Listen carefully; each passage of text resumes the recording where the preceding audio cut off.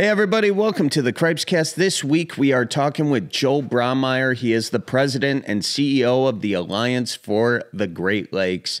It's a great organization that is all about the health and the wellness of the Great Lakes, which provides all of us with real nice looking at. You know, they're nice to look at. They're nice to swim in.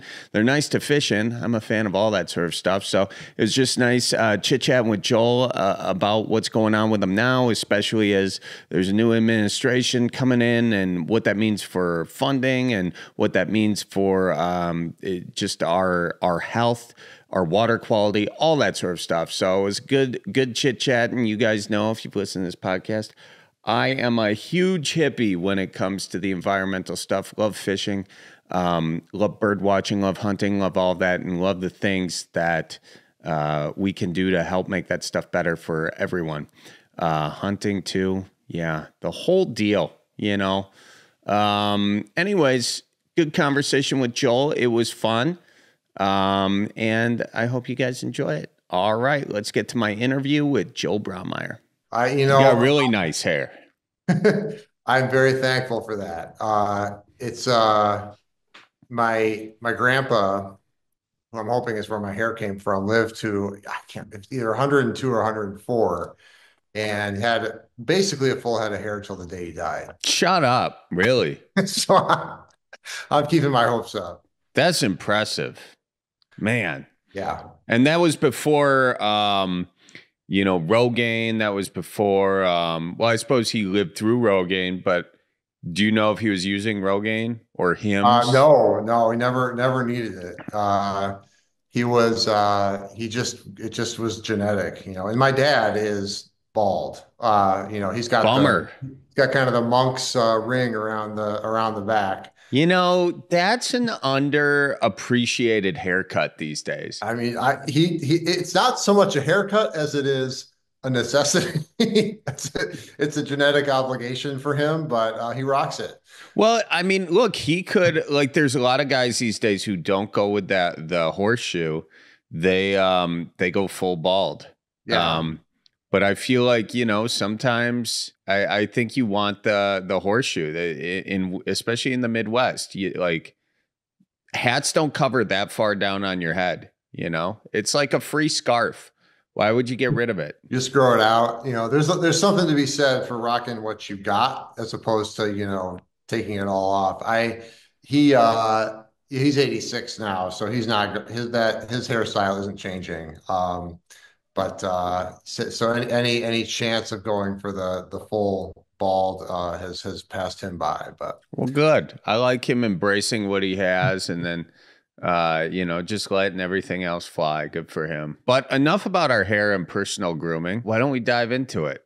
Yeah, and we may even include that in there. So actually, the way I want to kind of start these episodes out, we're kind of changing around the format of everything. But anyway, I just want to start out by asking you what makes you say cripes? Okay, now it's a cripe sesh. It's an open cripe sesh. It could be anything from, hair growth to what's going on in the Great Lakes on a regulation side. It could be anything. It could be a few things. But let's just start with one thing that makes you say cripes. Well, I'll just be very current. My kids just turned 16. I have twins, and they are now wanting to learn how to drive and asking their mom and dad to help them get their permit hours and all that. And that is making me say cripes right now. So, yeah. I live in Chicago, and it's a very kind of public transit, walking friendly, biking friendly city. I cycle a lot, and my dad role is with the kids. I'm like, you don't really need to learn how to drive right now, do you? And of course, they think the opposite. So that's one of those immediate cripes moments that's on my mind. Are they twins? Why are they learning at the same time? Yeah, they're twins. We have two. Those are our only two kids, and they were born at the same time. And so yeah, I got two potential drivers in a couple of years, two potential kids launching to whatever it is that they end up doing. it all kind of hits at once. Yeah, don't you kind of wish that there were driverless cars at this point if you're letting your kids get behind the wheel? In my lifetime, I hope that happens. Yeah, I'd love to have that.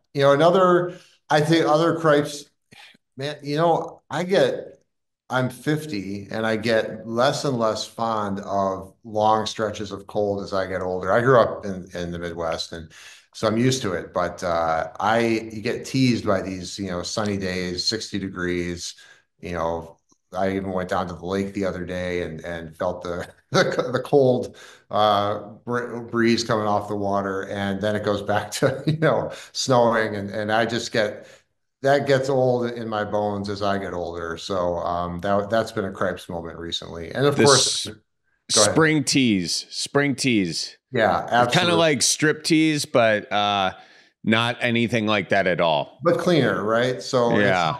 yeah, I like that. Spring teas. That's exactly what we're getting right now.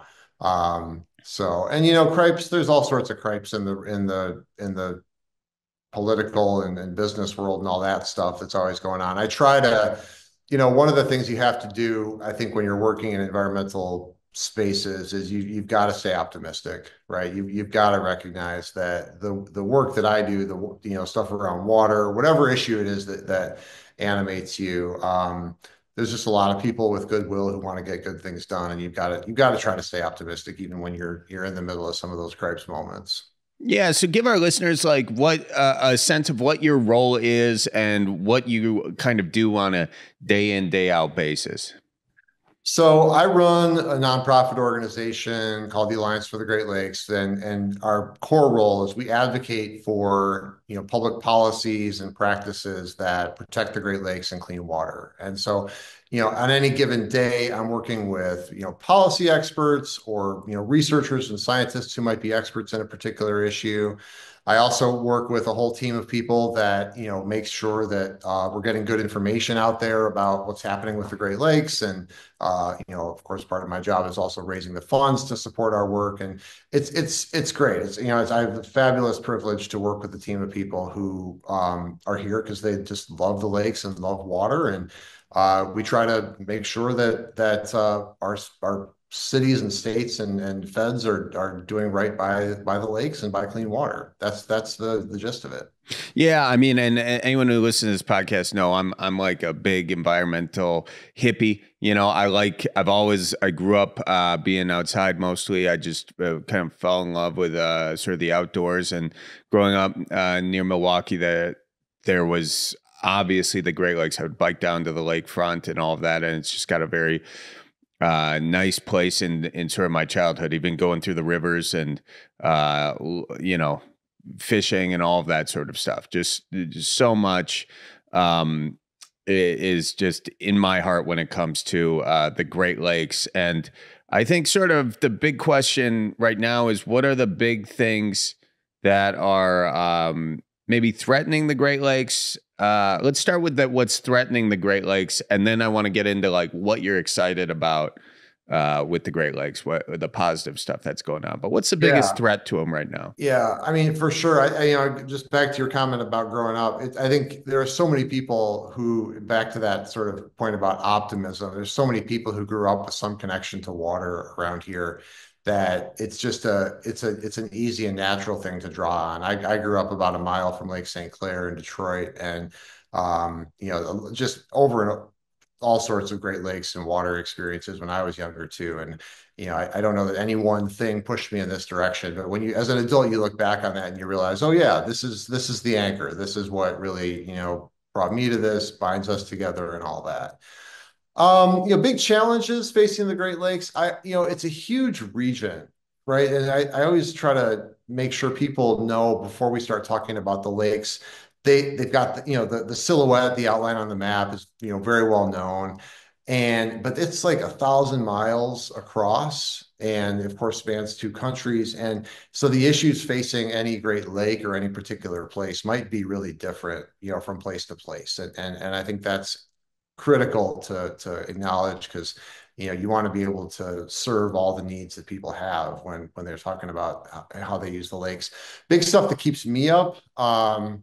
one is farming and agriculture. Has a huge impact on our clean water, and that's something that we work on a lot. I think about some of the businesses and growth in the area that's leading to larger water uses, like that, people who are practices that might take out multiple millions of gallons of water a day, and how that's growing, things like data centers and, different kinds of manufacturing. I think about, of course, I think about the role that our governments play in that and the importance of having leadership on clean water at a time like this. In just some of the everyday issues we deal with, invasive species, right? We've had, the Great Lakes have been kind of the global ground zero for critters coming in that aren't supposed to be here in fresh water, and it's caused all sorts of economic and environmental disruption. So I could go on and on, with the list, but all those things I just mentioned all have people working on the solutions too, which is great. But we've got no shortage of challenges here. Yeah, and on this podcast, we've talked about the invasive species in the Great Lakes. We've talked about agriculture runoff in the Great Lakes and things farmers can do to help with that, and how. So we've touched on those two issues quite a bit. One thing that you mentioned that I don't think we have touched on really before is the data centers. So what do the data centers need water for? So, well, the short answer is cooling, right? There's a lot of different ways that you can manage a data center, and this means when we talk about data centers, these are just places where data comes in and out, is being stored and managed for all sorts of uses. The needs for these things is booming with the advent of AI, kind of turbocharging the data needs, and so they create a lot of heat and they require cooling, right? And historically, if you grew up in the Great Lakes region, you saw all the big power plants, right? You saw these massive users of water, all that energy generation, steel manufacturing, auto production, all required like massive amounts of water, either coming out of a lake or a river or out of the ground. Some of those uses are still here, but now we're seeing these new forms of water users where they demand lots of water, either out of a lake, out of the ground, just for keeping servers cool.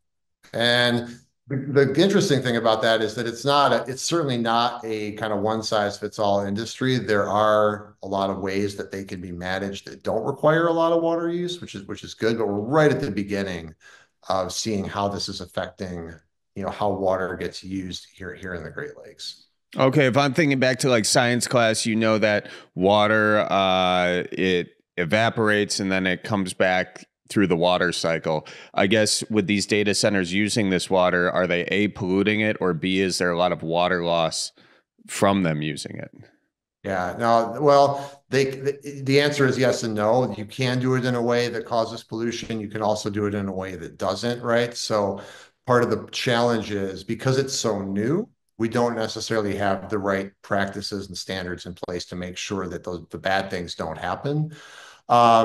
Yeah, you talk about evaporation, and the Great Lakes and all the water, right? Of course, the Great Lakes are the big basins you can see, but all the water in the Midwest in the Great Lakes Basin, whether it falls into an inland lake or a river or the ground, eventually it finds its way into a Great Lake. So if it evaporates here, we see recharge of that water from, rainfall and other sources, right? It's all that, like you said in science class, it's all part of that water cycle, right? The biggest things that drive water availability here are evaporation and precipitation, right? Rainfall and evaporation. So, we don't right now see a lot of huge water loss from cooling, here in the Great Lakes, but we also don't know a lot about what's coming our way, and we aren't really prepared to make, smart decisions about how much of this large water use to permit, where to permit it, where it makes most sense for the ecosystem and all that. Governments are still just at the beginning of trying to figure this stuff out. And it seems right now like the federal government is very anti any sort of regulation. Does that mean that as it pertains to the Great Lakes, AI data centers will have sort of free reign to do whatever they want with the water? Or does something like the Great Lakes Compact potentially stand in the way of making sure there's some guardrails around it? Yeah, water is one of those things that the states actually have a lot more authority over than the federal government. And I think that's where a lot of the debate and maybe fight's going to be over the next few years. You've kind of seen some rumblings in DC about, oh, we should have a national water policy or we should somehow, get rid of some of these agreements. And I think for the Great Lakes states guard that their control of the water supply pretty jealously. And so that'll continue. I think that you mentioned the compact. One of the things, believe it or not, 20 years ago in the Great Lakes, there was very little transparency around who was using water, how much they were using, and in some cases, you could use water without even getting a permit, right? And you think about the American West and some of the challenges that they're having, whether it's filling swimming pools or growing almonds or whatever it is. The idea that you could somehow just take water and use it and not tell anybody and nobody knows what's going on seems kind of ridiculous because all this stuff is very well controlled out west. But the Great Lakes, because we've got this abundant water, right? The stat everybody knows, 20% of the world's fresh surface water. A lot of times, people have just kind of used it and not thought about how much they were using. Well, in about 20 years ago with the compact is a policy that prevents water from being diverted out of the Great Lakes, but it also requires the states and the provinces in Canada individually to set up water withdrawal monitoring and permitting programs, right? So every state has to kind of meet a common baseline of understanding how water is being used, where it's going, who's got the permits to use it, and then continually hopefully improve those programs over time. And so we're starting, the region's starting to catch up and starting to get a better handle on who's using what water and how much and all that stuff. But we've got a ways to go. So the compact doesn't prevent these kinds of water uses, and it doesn't in an ideal world it should bring more transparency, to who's using the water, how it's being used, and how it's being, circulated back into the Great Lakes. Yeah, yeah. And on that circulate back into the Great Lakes, one last question on those AI data centers, since they are going, I think I saw some projections. It's the usage of energy and these data centers are being built out at just an exponential rate, maybe tripling just in the next few years. What's the byproduct? They use the water, they put the water back into the water system. What is the pollution that can be associated with that? And how is it possible to limit that pollution? So one thing that a lot of people don't necessarily think of as pollution, but it is heat. So when we talk about thermal pollution, when you use water for cooling anything, right, the water heats up, it takes the heat from whatever you're trying to cool. That heat's got to go somewhere. Energy can't be created or destroyed. So it moves with the water and eventually it gets dumped back into a surface water. And so when we talk about thermal pollution, it's limiting the temperature change that cooling water can cause when it's brought back into the surface water. Chemical pollution is when you have additions of chemicals to the cooling water that are used maybe in a recirculating system, right? So some of these facilities have cooling that uses chemical cooling and it recirculates over and over and uses chemical reactions to cool instead of large quantities of water. That can be good in the sense that if it's a truly closed system, right, you're not discharging any of that pollution. But there's always leakage, and in some cases, you are eventually going to be discharging, some of that polluted water, back to a surface water. And this is where we get into like things like the Clean Water Act and permits, and it's important to recognize that in some ways, every business, every home pollutes in some way, right? There's a certain level that you are allowed to pollute in order for us to just be able to live as human beings, right? And so if it's permitted, that means you can put limits on that pollution. You can share data that shows whether or not you're complying with those limits. And the whole idea is to keep the surface water, the ecosystem healthy, keep it safe for people to be able to use again. But that's, again, we're getting into sort of uncharted water with all of these facilities and all the different ways that they approach this challenge. Yeah, and serve as the technology exponentially advances, probably the new methods of doing it are going to be introduced probably before they can get a chance to be regulated. So something, I guess, to just keep an eye on. Yeah, What they're not waiting. They're definitely not waiting around for us to figure out how to protect our water. So that's something that's moving fast. Well, it's great that you guys are there to sort of just keep an eye on all that and make sure that it's not just a few people who benefit from the water, but it's sort of everybody who benefits from the water, and also doesn't get sick by it, doesn't destroy the ecosystem. What are some other things that you're kind of focused on?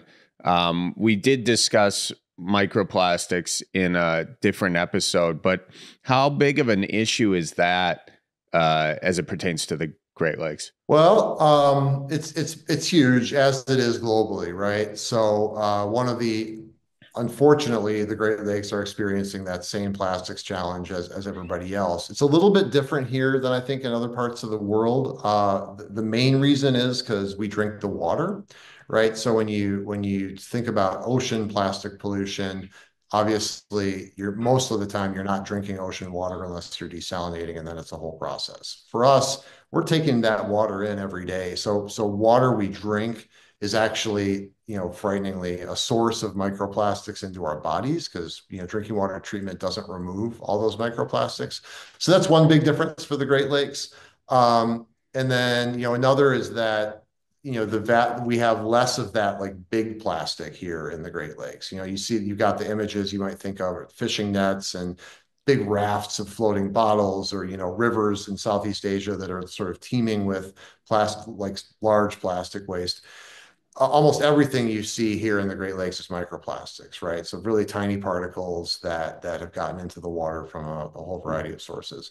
I think the thing about I think the drinking water reality, and the fact that also those plastics then show up in anything that's manufactured using Great Lakes water, right? So we don't just drink it; it's used for making beer, canning vegetables, and other things. Any manufactured product that requires a water supply from the Great Lakes is getting microplastics from the Great Lakes. And I think that's been a wake-up call for the states and the people who live here in a way that's, I think, a bit different than it is globally. And so you're starting to see the states thinking through how can we be on the front line of trying to reduce the sources of plastic pollution in a way that, candidly, I don't think our federal government or Congress is going to be able to do soon. And so, the states are really in an interesting position right now because, this issue has captured people's attention in a way that a lot of environmental issues don't, because it's just kind of gross, right? You got plastic in your water, plastic in your beer. You know it's there. You know it's going in there every day. It's going into you, and that kind of triggers, more action, right? Than a lot of other environmental issues because it just doesn't feel right to people. So yeah, the states are thinking of different ways to approach this legislatively and working with companies and all that, which is good. It's a big, as you know, Charlie, it's a huge global challenge, and it's not like one Great Lakes state can solve it, but I think working together and really rallying around, keeping our drinking water free of plastic can be a way that our Great Lakes, the Midwest, kind of takes a leadership role on this. Yeah, and I think the microplastics is a really interesting issue because it kind of brings both the left and the right together. A lot of times people on the right don't want to be controlled by the government, but I think a lot of people on the right are starting to see, especially with this microplastics issue, that they're being controlled by big business because they are just creating the plastic, allowing it to degrade, not taking responsibility for it, and therefore effectively putting all this microplastic in our body to the point where we all have it in our blood, our lungs, our brain. So it's just kind of like that idea of a larger entity controlling us, whether that be controlling our health or controlling our businesses. People don't like that. So I think the microplastics issue is very much so one that unites people on both ends of the political spectrum, of not wanting to be forced to ingest something, whatever that thing is, especially if it's so unnatural. Yeah, I hope so. I think you're onto something, and it's when we think about, first of all, I don't think regulation is a dirty word. You can call it protection or whatever it is, right? Regulation is part of the reason our water is as clean. It's a huge part of why our water is as clean as it is, right? You go back to pre-regulation days in the 60s and you can see pictures of what the Great Lakes look like, right? It's pretty clear. But they've got to be smart and they've got to be regulations that protect the consumer. With plastics, I think about sometimes a source of pollution, it becomes so, kind of ubiquitous in our lives that you're just never going to be able to control it or take personal responsibility for it on your own, right? And I think that's where we are with plastics, right? It's everywhere. It's in so many things that we rely on, that we have to use, and it's in a lot of things that we choose to use, right? And so we can take personal responsibility for not using as much plastic, which I encourage everybody to do, right? But you can't avoid it. You can't. It is literally everywhere in our lives, and that's the point where I think it's rational to talk about regulation, to say we've got to have producers taking responsibility for this stuff, just like we have for a lot of other pollutants over history, to keep us safe, to keep our natural resources safe. That's where we are with plastic right now. And I think I actually think that there are a number of folks in the industry, companies that understand this. That, you've even seen the chair of SC Johnson calling for regulation, calling for federal regulation, because he sees that you need certainty. We need to know how we're going to confront this problem and solve it together. And part of that has to be getting clear about the regulations that are needed to reduce how much plastic companies are producing. So that's encouraging. It's still a slow road, but that's encouraging to see. And I think you're right that those voices are coming from all kind of across the political spectrum. Yeah, and you say that some people view regulation as a dirty word, and that's very, very, very true. But what does it was a Republican president. It was Richard Nixon who put in the Clean Endangered Species Act. I think the Clean Water Act. I'm not totally sure. Was it him or someone else? Do you know? Well, yeah, that was signed in 72. I'm some of that stuff was passed with a congressional veto override, but I can't remember which is which. But you're on the right, Regard. you're in the right era. Yeah, yeah, but but give us a sense of, because that was so long ago. I think people forget. You said that obviously back in the 60s, things were not good as it pertained to our water. A lot of people don't know that. A lot of people don't know the history but give people a sense of what our rivers looked like before there was regulation in this political moment when so much regulation is being slashed. What did it look like before this clean water regulation? Yeah, I missed the beginning of the Clean Water Act movement, right? Because I'm not old enough to have been there. So I'm relying Oh, on. I'm not saying you were old enough. Look at that. Look at all the pepper in that hair right now. I mean, come Yeah, on now.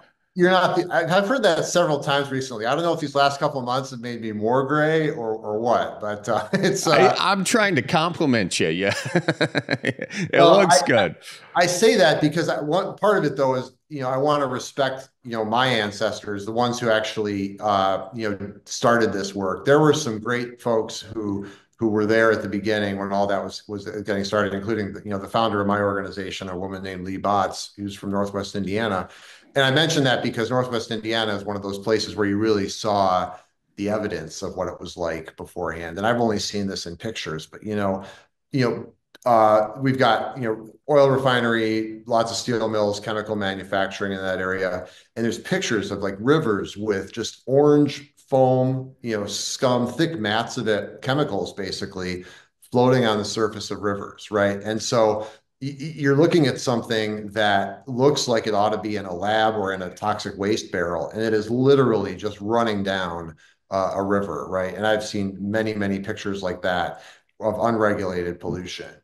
Cities where you could effectively, just discharge sanitary waste, right? So sewage into the lakes, into rivers, because it was seen as well, we don't like to do this, but we don't really have any other choice because we've got so much of it to get rid of. So we're just going to dump it, right? And these are I mean, and of course, the rivers catching on fire, the Cuyahoga being not the first or the last river to catch on fire, but the one that got famous. And again, it's sort of like with the plastics issue. It's maybe a little easier to get to focus people on, oh, we actually do need laws. We actually do need regulations when you're seeing this physical evidence of how bad things can get right in front of you. So a lot of that is what led to the political moment that allowed the Clean Water Act to pass, and a lot of other environmental regulations around that same time. And a lot of that did come from the Great Lakes region. Of course, I got to be remiss if I didn't mention, Rachel Carson in Western New York, with Silent Spring and the Love Canal. And so, unfortunately, right, when you clean up all that really bad stuff, you end up with lakes and rivers and inland lakes that a lot of the time look really great, right? And I, fortunately, they are a lot healthier than they were 50 years ago. But now we've got some of these pollution challenges that can be under the radar, like, microplastics that you can't see, that it can be harder to get, the attention than, say, something that's so dramatic, like, these lakes and rivers that you can walk up to and smell and know that something very, very wrong is happening. And we don't have as much of that as we did back in the 60s and early 70s. Yeah, it's really interesting, right? Because as soon as it turns to something you can't visually see, you're relying on people who have done research on it and science. And two things happen. One is people trust science less, people trust experts less these days. And two, there's a playbook that the tobacco industry um, uh, that the big oil and big gas industries have used, and that's to muddle. First of all, not to reject science, but to embrace it and say we're Ted Cruz does this a lot. He says, we are never fully, the science is never settled, on a lot of these issues. And it's like they fund these organizations, they fund a lot of studies to then sort of allow what the result they want to get out there. So basically you can confuse people and you can put so much other science into the thing that people can say, well, maybe it's not that bad, or you can just delay it long enough so you can make the money and then kind of deal with it down the road if it ever gets to that. In the meantime, lobbying to make sure these regulations don't get put into place. So that's kind of the sad danger in what you're saying, not being able to visually see the problem.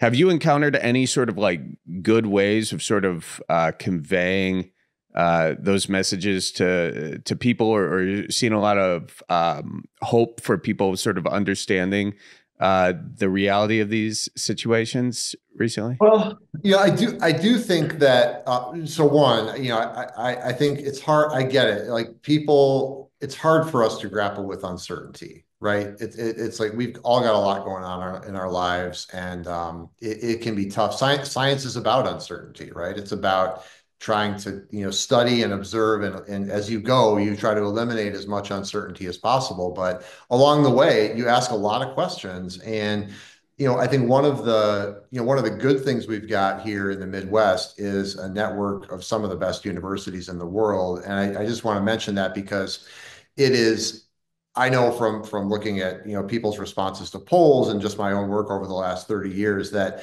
our scientists at our public, academic institutions here in the Midwest are some of the most trusted voices on issues like Great Lakes water pollution and a whole lot of other things. And so I just, I want to stress that, because one of the best things we can do is support our universities who are really on the front lines of cutting edge environmental research here in the Midwest. I think that we are seeing with the plastics issue, I can show, I can talk to a scientist. We've got a partnership, for example, with Rush University, which is one of the big medical campuses here in Chicago. And I can go to them and I can get slides that show how plastic particles look in human tissue, right? And it's pretty striking, right? So I can go to somebody and say, hey, this is what it looks like when you find bits of plastic moving through your organs, moving through your bloodstream, in your brain.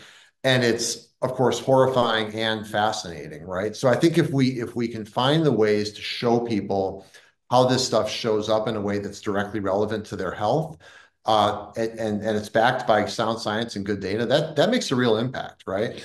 Um, I think people got, just to bring in another issue, where I've seen the sort of the visible evidence lead to change, right?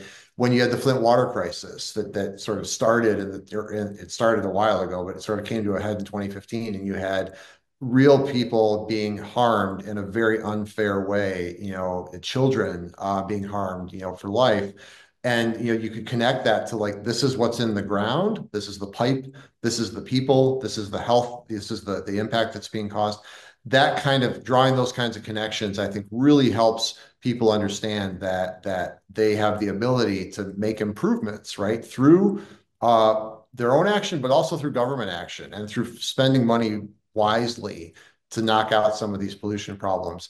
So I do think it's on us, right? Like, people don't necessarily have time in their days to go around and, like, find all the ways to connect the plastic you're drinking to that, slide of a human liver that shows how it's then showing, embedding itself in your body. And that's one of the things that, we and others can do, is to show that how those connections are happening in the environment into yourself. And I think, Charlie, I think that's often what sparks action and what gets people to say, okay, I'm going to spend time on this. I'm going to not be afraid to talk about maybe regulation. Maybe it's going to cost a bit more, but we're going to do this because we only have, one source of water, and we've got to protect it. Well, that's great. I mean, can we do that right now? Do you have these slides, maybe not readily available, but you can send them to us later? Yeah, I'd have to find, like, dig all that stuff up and schedule it with you, because I don't really have it at my fingertips. So I'll tell you how this all came about. It's maybe Yeah. find this interesting. So we're chatting with one of our supporters, and who also supports Rush. We were chatting, and it came about that they've got this, their concern on this is actually with plastic implants, right? So they do hip replacements, joint replacements, and what they find is that they are those which are made of plastic, and they're actually shedding, plastic particles into the body, right? And so they're very concerned about tracking how this stuff moves through the body. And so we were chatting, and we're like, yeah, we're concerned about how this stuff moves through the body too, but for different reasons, from different sources. So they've got this different motivation for looking at how this stuff moves, because obviously you don't want plastic that's put in your body to help, like a joint replacement, to also be causing problems as it moves into all these tissues and potentially even into the brain. So I have a picture here of this, like, tray of joints that they were showing about, and how they worked. But I'll find that presentation, the actual slides showing the how they're tracking plastics, and I can do something with that with you. Yeah, no, that would be great. That's very interesting. I mean, because you do read the studies, and there is, I believe, the study that I read recently said that every human body has plastic in the blood, in the lungs, in the brain. Fellas got it in their balls. It's all over the place. So it would be really interesting to see how it moves through the tissues, and then it's hard to imagine that won't have consequences. The science is not settled on it, but a lot of folks have suggested that it's one of the things contributing to colon cancer being attributed to younger and younger people. So, it's just very interesting, and something that I think the more we can connect it with people, and the more you can visually connect it, kind of in the way, the rivers aren't on fire anymore, but something else is happening. So Yeah, it's almost like that issue too. It's almost like a loop, people, it's like we want things that we can control, right? We want to be able to do something about the problem and then know that we found a solution.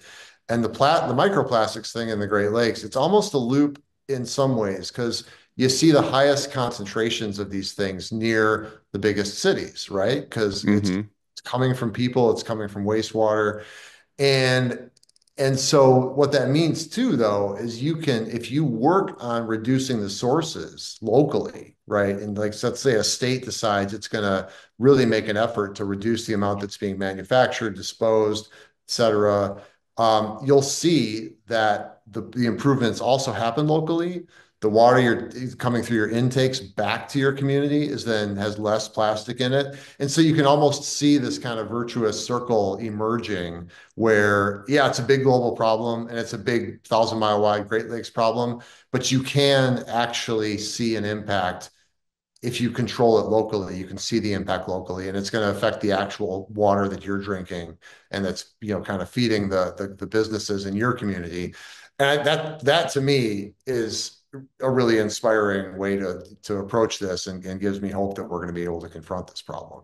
Yeah, and you guys also do things like beach cleanups and you organize things like that, don't you? Which I think, though small in the grand scale of the plastic, you obviously want to cut it off at the source. I think when you do a beach cleanup, you kind of realize quickly how much different plastic there is, how many just bottle caps you come across, like those plastic bottle caps, how many little small pieces of plastic there are just washing up on the beaches, big things, small things. And then you walk the beach and the beach looks relatively clean. But as you walk it, you easily fill up bag after bag after bag of just plastic. Yeah, it is remarkable. We hear that all the time, exactly what you just said. I don't know why I'm here because this beach is already clean. And then you just spend a minute staring at, underneath your feet and you realize, oh, actually, it's not. And that gives you a sense of the scale of the microplastics problem. About give or take, for the last 2 decades, about 86% of what we pick up, our volunteers have picked up over thousands and thousands of beach cleanups has been plastic. So 86% of that debris is plastic, just to kind of put a point on how prevalent it is. Um, that going back to your comments earlier about the right and the left coming together, which is kind of hard to find these days.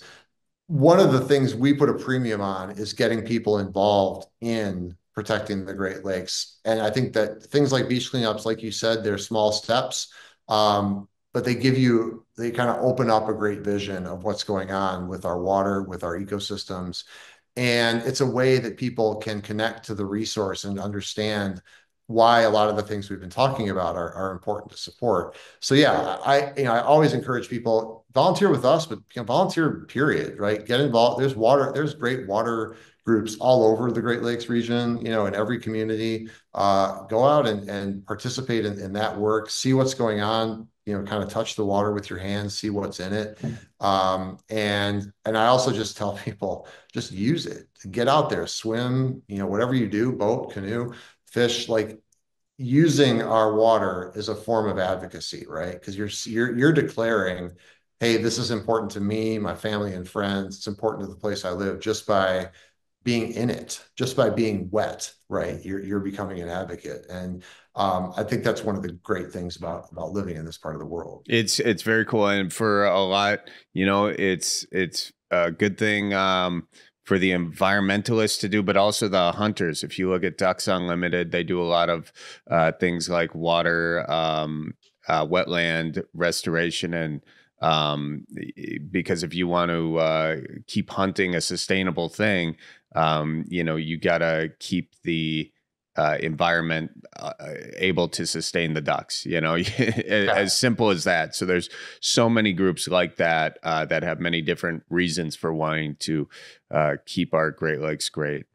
One question we have, we've seen all these cuts in the federal government, like the EPA shutting down environmental justice offices, for instance, and the terminations and the funding cuts. How is that? How are those federal cuts affecting you guys right now? Yeah, well, directly, we are almost 100% privately funded here at the Alliance, and so it's not a direct issue for our organization, which is probably the least important thing right now. The most important thing is that we're seeing cuts that, remove scientific capacity, remove capability from agencies that are charged with protecting the Great Lakes, like EPA. Another one that's less of a household name, but the National Oceanic and Atmospheric Administration or it's called NOAA, is responsible for things like climate research, algae bloom research, which is a huge problem in Green Bay and in Lake Erie.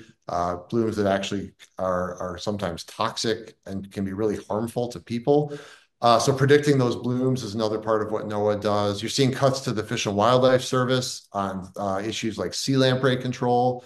Sea lampreys are this invasive species that have been here for a long time, but they have to be controlled every year in rivers across the northern part of the region. And federal staff are the ones who are out there doing those controls, right? And so, these cuts that are, in my take, indiscriminate and really don't have anything to do with the importance of the work are happening. So I'm really concerned about that. I mean, I think that there are, it's always, if you want to have an objective review of a federal program and make some choices about how to change it, yeah, go for it, right? But that's not what's happening right now. This is cutting for cut's sake. And unfortunately, I think there's a lot more to come. We've seen announcements, again, vague, but talking about 65% plus cuts to US EPA. And I just want to stress, we're not here to defend the status quo. We're here to defend the Great Lakes, right? And so when these federal agencies, what they provide is scientific leadership to make sure that the Great Lakes are being restored, that money's being spent in a smart way, and also that regulations are being administered so our water stays protected, right? These federal agencies are kind of the backstop to make sure that federal law gets followed, and industries and cities and lots of other sources of pollution don't break the rules. And as we talked about earlier, Charlie, we've seen the benefit of that over the last 50 years, right? That happens because there's somebody at the tiller is actually paying attention to where the boat is going, right? And if you don't have that, which I'm afraid we're making cuts that are going to eventually put our backs against the wall on this. You're eventually going to see impacts on our clean water, and I hope that our Great Lakes members of Congress, who, again, this region is so uh, uh, focused on clean water in a way that some other parts of the country aren't. I'm hopeful that our representatives in Congress understand just how important the Great Lakes and clean water are to people here, and that they see the value of standing up for a lot of these programs. So yeah, it's tough to understand why some of these indiscriminate cuts are being made. And we've got a lot of work to do to make sure that we don't, kind of fall back to bad times and start seeing some of the impacts actually, in the water of that loss of leadership. Yeah, I mean, because we saw it before the Clean Water Act, before all these things that happened in the 70s, we visually saw what happened when you let industry be left to its own devices. A lot of times you follow the next quarter or you're following the stock market. You're trying to make as much money for your investors. You're not concerned about what you're doing to the water. If that's your main objective, is what's best for investors, that's what leads to water setting on fire, which is kind of crazy because the cost of water is for all of us. It's the thing we need the most, and yet it's the thing that we are just cutting the regulation of making sure that it's safe for all of us, which is Yeah, frustrating. I mean, and I get, businesses need to do business. Businesses need to employ people, right? I get that. But, there's really kind of it's almost a three-legged stool of clean water protection, right? You've got voluntary action, things that people and companies might do for a variety of reasons, right? To improve things. You got spending. You've got to spend money to clean things up and to make things better, to fix water infrastructure. All that stuff costs money. And then the third is regulation, right? Because we're not going to get there out of the goodness of all of our hearts, right? We've got to have smart science and smart regulation that sets the limits on what's allowed and drives us to meet those limits. And if any of those three things goes away, our clean water is going to suffer. Our Great Lakes are going to suffer, right? And so I think that again, the encouraging thing I see right now is I don't think that there's a lot of support for undoing like that federal environmental leadership on water in the Great Lakes region. Like I mean, I talk to, as I'm sure you do, a lot of people about environmental issues across the region all the time. And there is for sure, a bipartisan core here in the Great Lakes that is very supportive of smart environmental regulation, smart water regulation, in addition to being supportive of spending and voluntary action. So um, I think that what we're seeing from the White House right now is not in step with kind of the approach that the Midwest states have taken over the last 50 years. And I don't want to speculate too much on where things are going from here, but I am going to say that it's really critical for the Great Lakes states and our partners, the Canadian provinces to be stepping up and being good, solid champions, for the Great Lakes as we are in a really turbulent time. Yeah. And I agree with you. Nobody wants to make business harder. You want a strong economy, you want people to do that, but if making a strong business, if we are the ones footing the bill for that, by now the water's a mess and now we have to pay billions of dollars to clean it up, then did that business really make any money at the end of the day, or did they just make money and take their money and now we have to pay perhaps more money because they made a certain amount of money? That's what has never made sense to me. Being controlled by a business like that is just, that's one of the frustrating things. Yeah, that's what, there's this thing called, not to get too policy wonky, but there's this thing called extended producer responsibility. And it's a very live conversation in that plastics issue, because it's all about, hey, if you manufacture something that everybody needs and everybody uses, you're not going to like foist off the cost of disposal on society at large, right? We're going to have to incorporate that into the business, right? So how do we regulate it? How do we pay for it? How do we reduce the sources, right? Make that part of the business model. And again, that some of that can happen with, smart, good companies doing it voluntarily, but a lot of it has to happen with rules of the game, regulations that are fair and lift up everybody, right? And I think that's just got to be part of how we do business in the Great Lakes and everywhere. But certainly, it's coming. That approach, I think, is really alive in grappling with the plastics issue. Yeah. And just a little bit larger of on a larger scale, what role do the Great Lakes play and the Midwest play as it pertains to climate change? Like, how are the Great Lakes sort of helping important with sort of the changes we're seeing in the climate?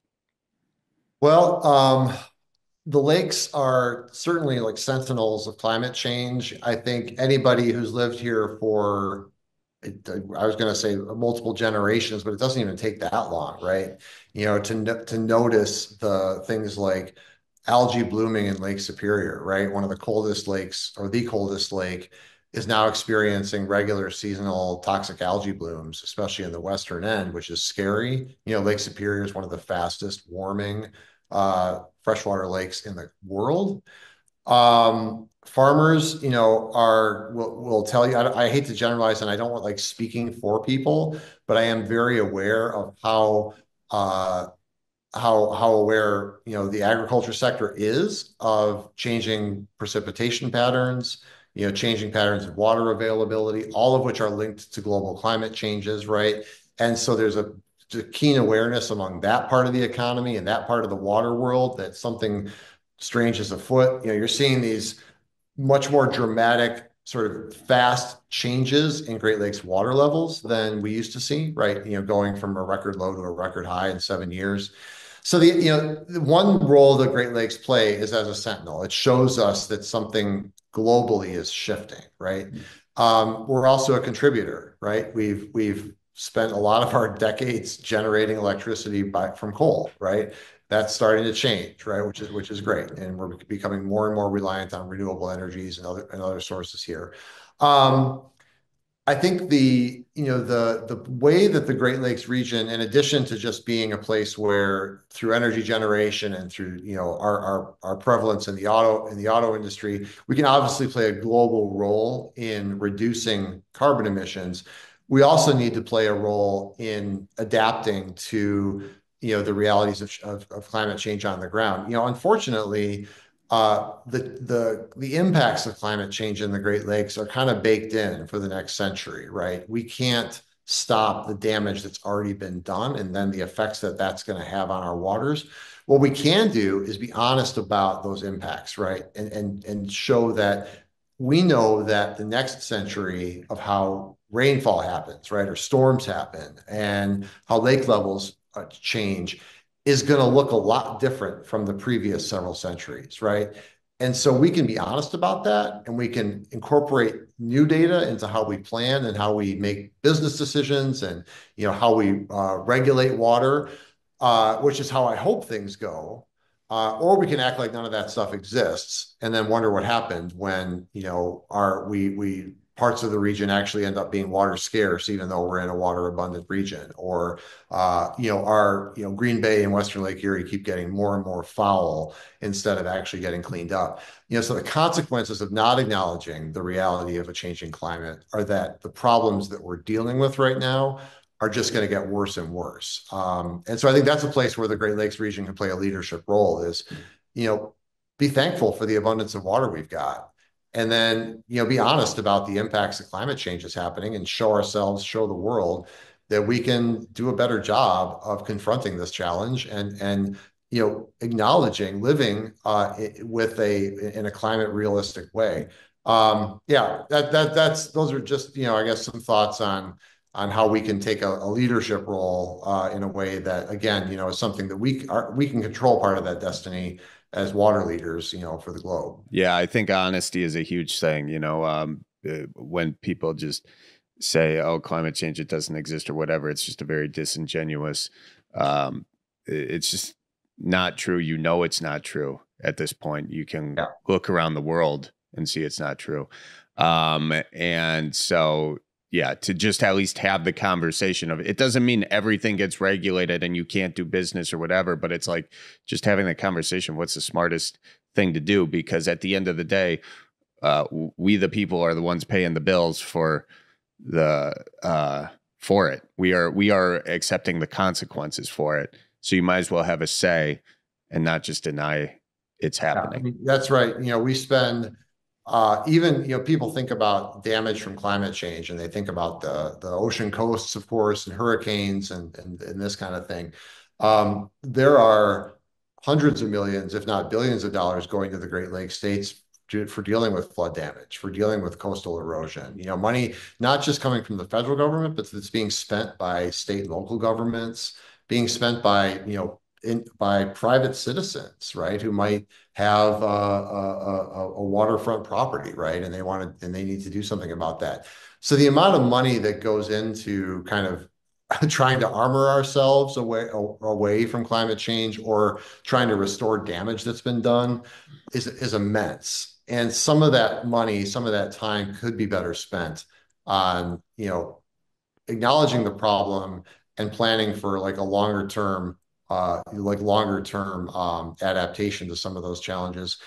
And also, again, I just think as a historically, I'm a water person, not an energy person, but as a historically kind of carbon intense part of the world, between the Great Lakes states and the Canadian provinces, we have a great opportunity to stand up together and say, we are going to change, we are changing how we do business, and we're going to be part of the solution. And some places in this region are already doing that, some not so much, but it's a great opportunity for the Great Lakes. Well, this has been really nice having you on. Before I let you go, is there any thing that you think we didn't touch on that you'd like to chit chat about? We talked about a lot. I know you've got a lot of material here, Charlie. Appreciate you listening. This is personal. I'll just tell you. I didn't, the way I heard about you first a couple of years ago was the bit you did on Hudson, Ohio. I don't know if you Oh remember. yeah, the ice fishing. Yeah, the ice fishing. My wife grew up there. Oh really? And so, yeah, I told her I'd try to work that in when I talked to you. So here I am doing it. She got a real kick out of that. So, Did she know the mayor who was very concerned about prostitution during ice fishing? she did not, but I will say, I think she would say that tracks with Yeah. kind of the culture of the town. So she grew up there in the what would it have been? The 80s. I think she moved to Wisconsin in 89 maybe. So that her formative years were in Hudson. But that's how I first heard about you, and have been a follower and fan ever since. Oh, that's awesome. I'm glad ice fishing prostitution could bring us together in this Yeah, moment. I never would have predicted that one. Well, Joel, thanks. This has been really cool. And if people want to get involved, help you out either via donations or time, how can they reach out? Yeah, so we're easy to find. Our website's greatlakes.org, greatlakes.org, and you can sign up as a volunteer. You can do a beach cleanup. You can join our ambassadors program, where we actually provide like deep training and education on Great Lakes issues. If you want to support us financially, always appreciated. And lots of ways to get involved as an advocate for Great Lakes protection. So greatlakes.org, and we'd love to have you. Awesome. Thanks, Joel. Really appreciate your time, man. Tell your wife I say hi, too. I will, Charlie. Thank you. All right, folks. Well, that's it for this week. Thanks to Joel for coming on. Make sure you check out at Alliance for Great Lakes. That's Alliance, the number 4, and then Great Lakes. You can find them on Instagram, Facebook, Blue Ski, the X, the whole deal. And also, there's a nice op-ed from Joel published on Thursday in the Chicago Sun-Times. And we will link that in the show notes. So thank you all for listening. Everyone keep her moving, watch for deer, and we will see you next week. So roll out the barrel and get the band brewing. Life's got you down, just keep her moving.